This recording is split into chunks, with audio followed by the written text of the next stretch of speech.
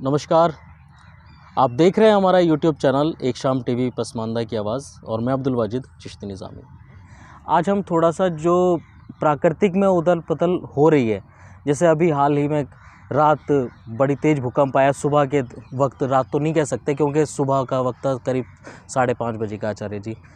और आप अभी पिछली बार आपने बताया भी कि ये जो 2025 है इसमें बहुत कुछ उथल पुथल होने वाला है प्राकृतिक के आधार पे भी, और जिस तरीके से हम देख रहे हैं लगातार घटनाएं घट रही हैं, भगदड़ हो रही है। और भी दिल्ली में, नई दिल्ली में रेलवे स्टेशन पर भी जो है ये इस तरीके की घटना घटी।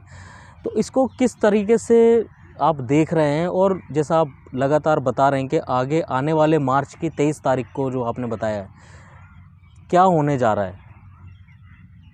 देखिए, आपसे पहले भी मैं बता चुका हूँ कि हम जो है एक सूर्य सहित क्वांटम कोर से एक अज्ञात बिंदु के बीच गुजर रहे हैं। और इस टाइम जो मनुष्य जो है, इस टाइम उथल पुथल उसके मतलब जीवन में आज का जो मनुष्य है पूरी दुनिया में कहीं भी हो, ये धर्म की बात नहीं है। आपने कहा कि जैसे कि अभी कहा कि धर्म से नहीं कर रहे, लेकिन है ये धर्म से। तो इस टाइम पूरी दुनिया का मनुष्य, जिसमें कि 2-4% को छोड़ दिया जाए, तो शांति की ही खोज में घूम रहा है। बिल्कुल। उसे शांति चाहिए और शांति उसे कहीं से नहीं मिल रही है। जो धनवान है वह धन को खर्च करके सिर्फ शांति चाहता है, लेकिन यह शांति नहीं मिल रही। मनुष्य का मन अशांत है, अराजकता से उसे एक अज्ञात भय भी है। ये समय, ये कालचक्र ऐसा है। और प्रकृति भी अब एक बदलाव करती है। संसार क्या है?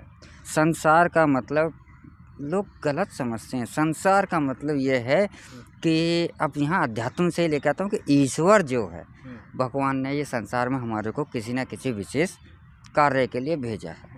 या ये समझिए कि यहाँ पे हमारा एक परीक्षण करता है कि जो यह कार्य में उसके कसौटी पे खरा उतर जाता है, वो उसे एक अगली जिम्मेवारी मजबूत वाली देता है। संसार का तो एक नियम है कि जितने भी मनुष्य आएंगे, आप जो भी निर्माण करेंगे, जो कर्म करेंगे, अगर वह नष्ट ना होगा तो अगले आने वालों के लिए कर्म करने के लिए जगह नहीं बची। इसलिए जो प्रकृति जो है उसको फिर से मनुष्य को नवीन, उसे एक बार फिर से बिगाड़ती ख़त्म करती चलती है और नयों को एक टास्क देती चलती है। तो लेकिन हाँ, हम तीसरे विश्व युद्ध के मुहाने पर हैं। और इस साल के में कोई ऐसा भी बड़ी बात नहीं है कि ये युद्ध तो एक तरीके से शुरू हो चुका है कि ये एक विकराल रूप ले ले। अभी उस स्थिति में है कि इसे अभी रोका जा सकता है, फिर शायद ये रोकने की स्थिति में ना हो। अगर तीसरा विश्व युद्ध होता है तो ये इतना भयानक होगा कि इसे ऐसे समझिए कि चौथा विश्व युद्ध हमें अगर हुआ, चौथा विश्व युद्ध हुआ तो वो पत्थरों से लड़ा जाएगा।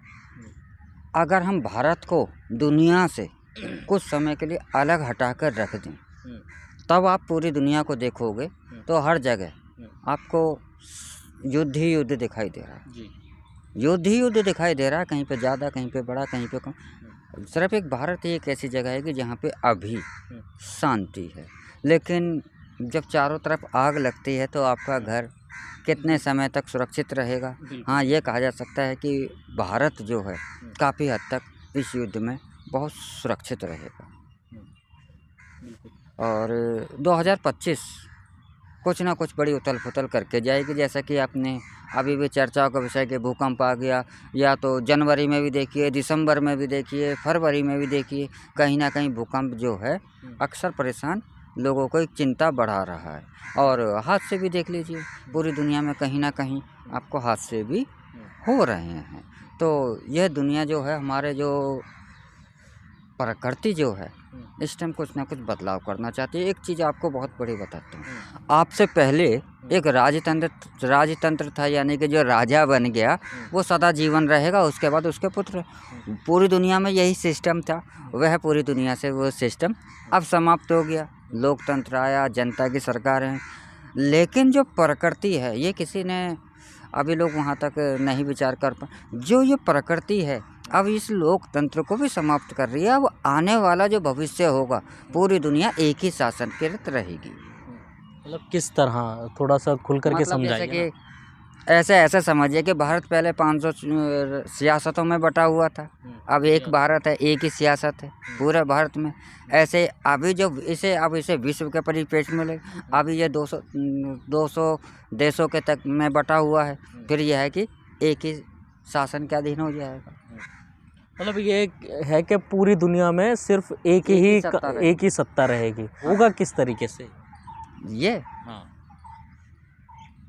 ये अपने आप ही प्रकृति बदलती जाती है। प्रकृति के मनुष्य के सामने कोई भी मनुष्य, चाहे उसका व्यक्तिगत मैटर हो या राष्ट्र संबंधित मैटर हो, प्रकृति उसके सामने वही मार्ग छोड़ती है कि जिस पर वह दूसरा मार्ग सारे बंद होते हैं, तो वह उसी मार्ग पर चलता है। प्रकृति अपने आप ही वह रास्ता खोलेगी। बस यहाँ पे क्या है कि आपके भाव अच्छे हैं या बुरे हैं, ये आपका मैटर करता है। बाकी रास्ता तो प्रकृति देती है, और यहाँ भाव आपका होता है,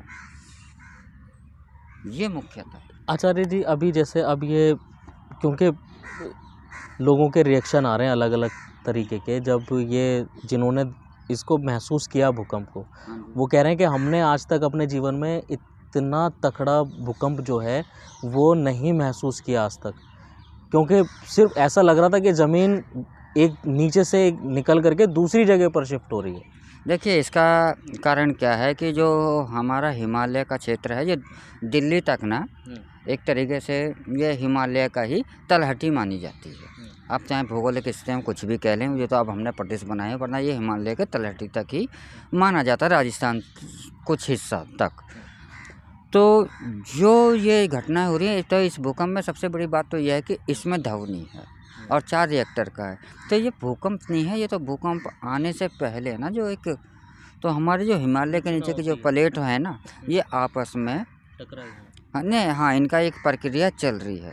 और शायद भविष्य में ऐसा भी हो कि जैसे भारत का एक और भी बताता हूँ, भारत ये आपका रामेश्वरम तक नहीं था। भारत का जो एक भूभाग है ना, जो एक तरफ तो जाकर के ऑस्ट्रेलिया से जोड़ता था, और एक जो जाकर के अफ्रीका तक, मतलब रोड के सहारे था। लेकिन पानी का स्तर बढ़ा या भूकंप आया तो वो टुकड़े अलग हुए, उसका ऊंचाव नीचा था, तो वो पानी में आज समुद्र के अंदर डूबा हुआ है।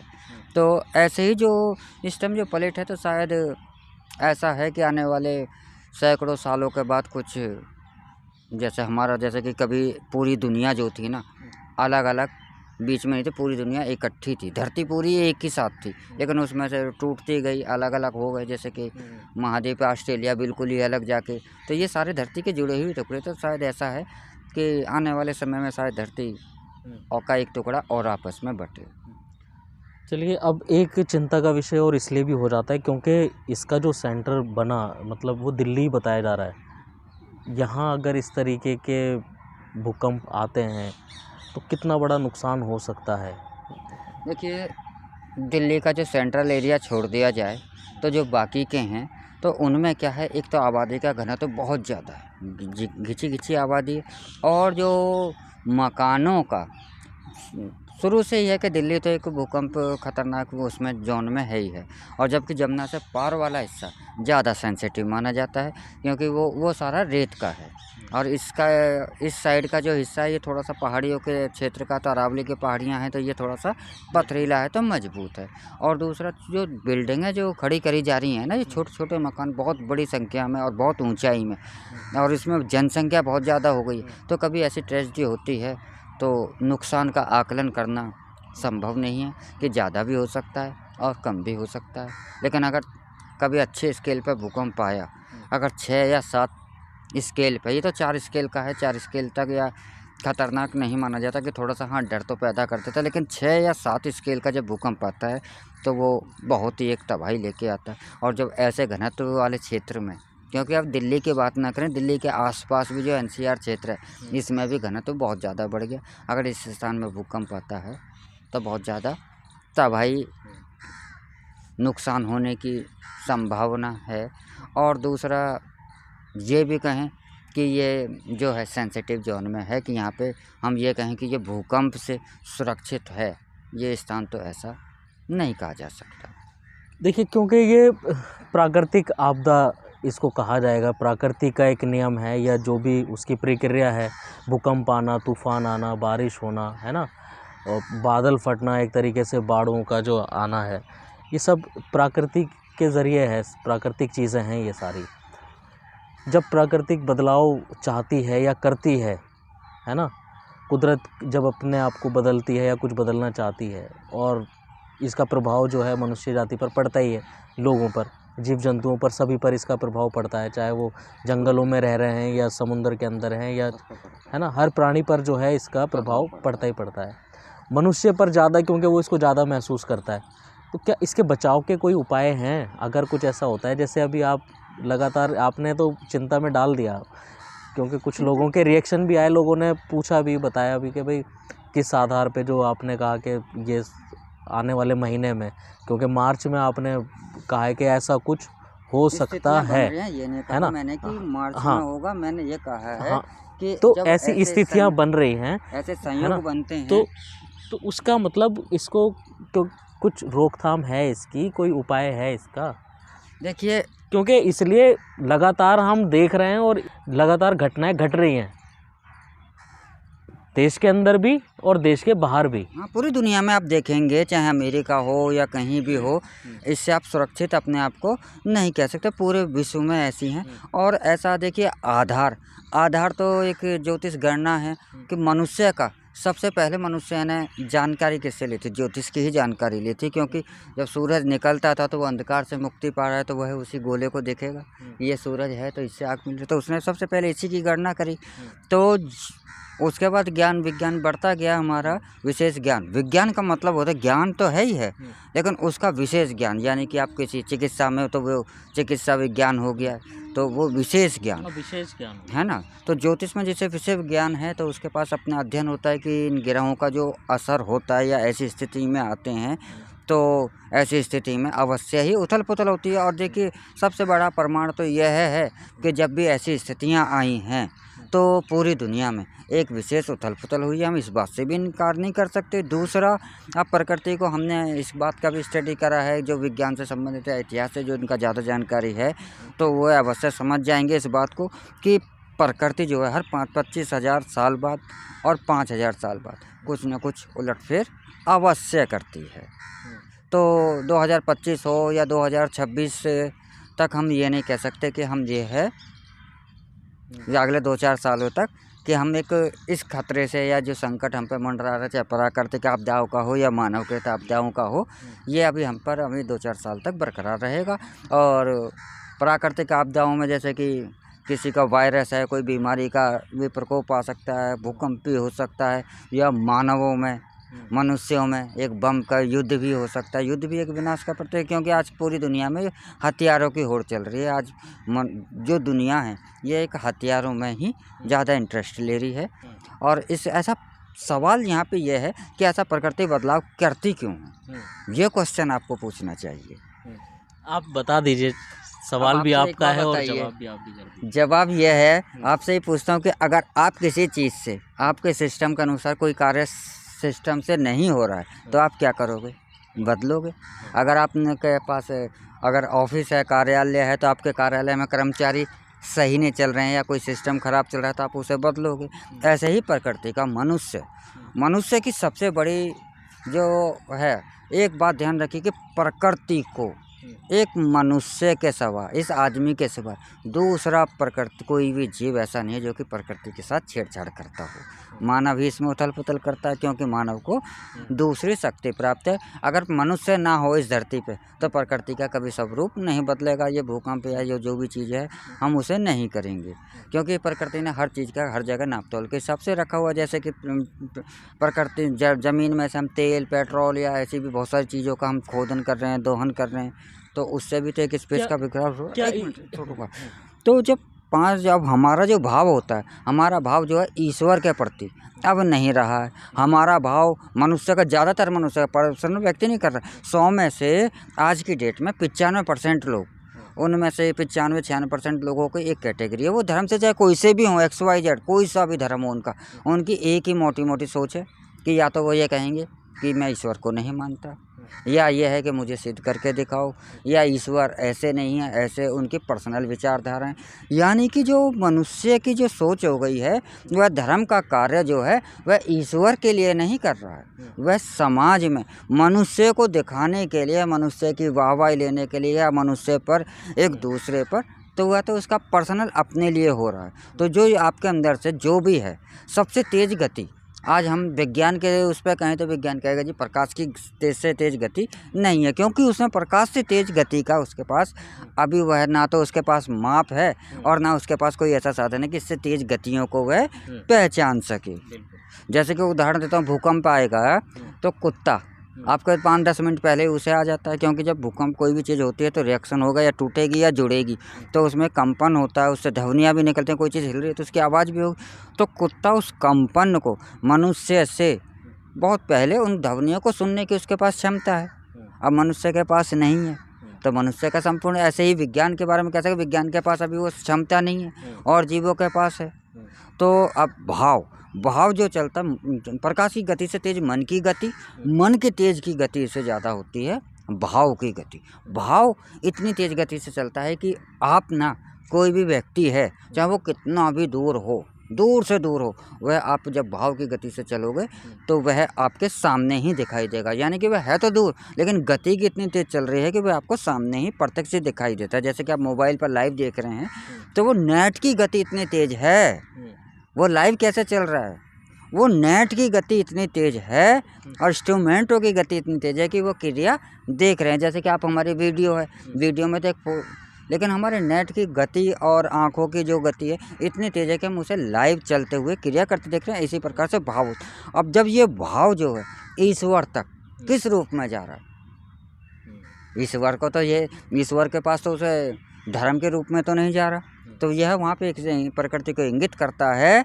कि धार्मिक कार्य धरती पर नहीं हो रहे हैं। तो ये प्रकृति है, जब इसमें जो धर्म का समापन होने लगता है और या धर्म का नाश होने लगता है, तो प्रकृति उसे उथल पुथल कर देती है और पुनः धर्म की स्थापना करती है। अब आप यहाँ कहेंगे कि धर्म क्या है? धर्म दो भाग हैं धर्म के, एक भाग नहीं है। बहुत गहरी बात बता, धर्म दो भाग है। एक भाग तो वह है सात्विक, यानी कि अध्यात्म का।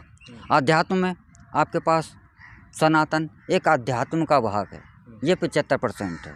ये हमारा तय नहीं है, हम नहीं तय कर सकते। अगर 75% सनातन जब समाप्त होगा, ख़त्म हो जाए, सिकुड़ जाएगा, तो प्रकृति, ये जिम्मेवारी आपकी नहीं है, वह प्रकृति उसको पुनः 75% जब वो स्थापना करेगी, वो सेटअप करेगी, तो 75%। दूसरा भाग है भोग, जो मनुष्य समाज संस्कार संसार में रह करके भोग करना चाहे, उसका हिस्सा प्रकृति ने कर रखा है 25%, यानी कि 25-75 का रेशो है। जब ये रेशो घटेगा बढ़ेगा तो प्रकृति उथल पुथल करती है। जब छोटा होता है तो छोटे भाव पे करते हैं, जब ज़्यादा बड़ा भाव हो जाता है तो ज़्यादा भाव। अब जब आज प्रकृति में जो है, संसार में जो है 75% भौतिकता जो घूम रही है, तो भौतिक का मतलब तो यह है कि वह स्वयं पाप करने में भी नहीं हिचकेगा, वह लूट खसौट करने में नहीं, मतलब पाप कर्म करने से वह हिचकेगा नहीं, और उसने एक अपने आप से ही उसका एक धर्म का आवरण कर लेता है कि मैं ही जो कर रहा हूँ वही सत्य है, बाकी तो सत्य होता है। तो जब ऐसे दौर में गुजर रहे हैं तो प्रकृति तो अपना संतुलन बनाएगी, क्योंकि मृत्यु, दुख, कष्ट ये हमारे शरीर को हैं, आत्मा को इससे कोई फर्क नहीं पड़ रहा। सही बात। आत्मा को कोई फर्क नहीं पड़ रहा। उसके लिए चाहे आप संसार में किसी भी स्थिति में हो, इसे रेगिस्तान में बदलो, आग का गोला बदलो, वह तो सब जगह एक नेचुरल है, उसे ना तो अग्नि सताएगी ना कुछ सताएगा, ना जल उसे भिगोएगा। तो आत्मा को कोई फर्क नहीं पड़ रहा, हमें चिंता रहती है शरीर की। तो शरीर के लिए, स्वास्थ्य के लिए तो हमें अवश्य ही ऐसा कुछ तो करना पड़ेगा ना अपने भाव को। लेकिन अब ये है ना, जैसे मनुष्य जो है चांद पे पहुंच गया, वो भी तो एक ग्रह है ना? नहीं। तो कि चांद ग्रह नहीं है? चांद ग्रह नहीं है, चांद उपग्रह है। उपग्रह यानी कि वह पृथ्वी के परिक्रमा है, सूर्य की नहीं है। दूसरा ग्रह, और उसमें कुछ नियम होते हैं कि इन चीज़ों को जो पूरा कैटेगरियों को, इन को पूरा करता है उसे ग्रह कहते हैं, जो इनको पूरा नहीं करता तो वो उपग्रह होता है। यानी कि सबसे पहले तो जो ग्रह है वह सूर्य की परिक्रमा करेगा। अब चांद तो सूर्य की परिक्रमा नहीं कर रहा। ऐसे तो बहुत सा शनि है, शनि के भी बहुत सारे उपग्रह हैं, वो उसकी परिक्रमा कर रहे हैं ना, मुख्य टारगेट तो उनका है, तो वह उपग्रह हैं। चाँद पे जीवन खोज रहे हैं ना लोग, वैज्ञानिक देखिए, जीवन तो आपको बहुत लोग। गहराई से ये प्रकृति के साथ खिलवाड़ नहीं है क्या? मेरे कहने का मतलब ये है। देखिए, प्रकृति ने एक सीमा रेखा बना रखी है। सीमा यह है कि आपका उद्देश्य अच्छाई के लिए है या बुराई के लिए है, तो उसकी एक सीमा बना रखी है। आप सीमा से बाहर जाओगे तो प्रकृति उसे सुधारेगी, और अगर सीमा के अंदर कर रहे हो तो प्रकृति आपको कोई छेड़खानी नहीं देगी। प्रकृति ने जितनी इजाज़त दे दी है। अब जैसे कि आप चाँद पे जा रहे हो, तो अभी तक तो कोई दिक्कत नहीं है, लेकिन आगे जब उस चाँद से भी कुछ ज़्यादा छेड़छाड़ करोगे तो प्रकृति अपना तो रूप कर लेती है। क्योंकि अभी अब जैसे देख रहे हैं आचार्य जी, ज़रूरत से ज़्यादा बारिश होना, समय पर पहले एक बरसात का पूरा महीना होता था, है ना, सर्दियों का भी एक पूरा महीना होता था, 4-5-6 महीने, मतलब 4 महीने तो तकरीबन पड़ती थी अच्छे से ठंड, गर्मी भी इसी तरीके से होती थी, बरसात। अब कोई भी मौसम जो है अपनी पूरी समय पर जो है वो ना तो शुरू हो रहा है ना ख़त्म हो रहा है, ना सर्दी का पता चलता है, ना गर्मी का, ना बरसात का। और जिस तरीके से फल और सब्जियां हुआ करती थी, आज हम देख रहे हैं तरबूज है या कोई भी मौसमी फल होता है, वो किसी भी मौसम में मिले जा रहा है। ये प्रकृति के साथ एक खिलवाड़ है, इसको क्या समझते हैं आप? देखिए, ये क्योंकि दवाइयों से आर्टिफिशियल चीज़ें तैयार हो रही हैं।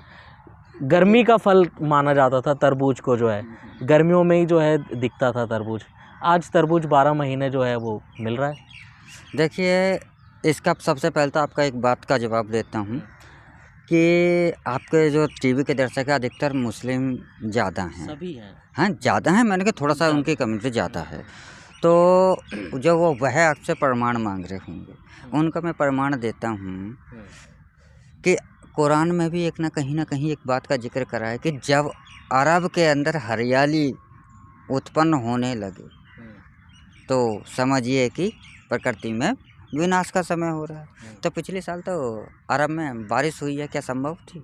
आज से पहले क्या अरब ने देखी थी? उन्होंने तो बारिश के लिए तैयारी नहीं करी होगी कि बारिश कर ले, तो उनका कोई डिपार्टमेंट ही नहीं होगा कि यहाँ तो बाढ़ आएगी ही नहीं, लेकिन हुआ तो थोड़ा सा हरियालीपन भी आ रहा है। तो ये भी छोटा संकेत है, ये बढ़ेगा। तो इससे वो ज़्यादा और उन्हें क्या प्रमाण चाहिए बताइए? तो कहने का मतलब यही है कि कलयुग तो चल ही रहा है ना, और जैसे महाप्रलय और कयामत वो सब नज़दीक है, और ये सब उसी की निशानियां हैं, है ना। हाँ जी, और ये नहीं कि अरब जो है रेतीला सदा था, ये भी लोगों का भ्रम है। अरब पहले हरा भरा था, थार का रेगिस्तान जो है, ये रेगिस्तान थे, ये कभी हरे भरे थे, और शायद ये जगह जहाँ हम बैठे हैं ये शायद कभी रेगिस्तान हुआ। प्रकृति तो सदा ही चेंज करती बदलती रहती है, लेकिन उसका एक संकेत होता है कि ये यहाँ पर वह उसको है, कई सालों के बाद प्रकृति बदल जाती है। कभी थार का जो बड़ा मरुस्थल है वह कभी हरा भरा मैदान था, और ये विज्ञान का भी एक अपना आंकलन है कुछ वैज्ञानिकों का कि इतने हज़ारों साल के बाद, कुछ हज़ार साल के बाद ये शायद हरा भरा हरित प्रदेश हो जाएगा, यहाँ से रेगिस्तान समाप्त हो जाएगा। तो ये तो उनका भी आकलन है।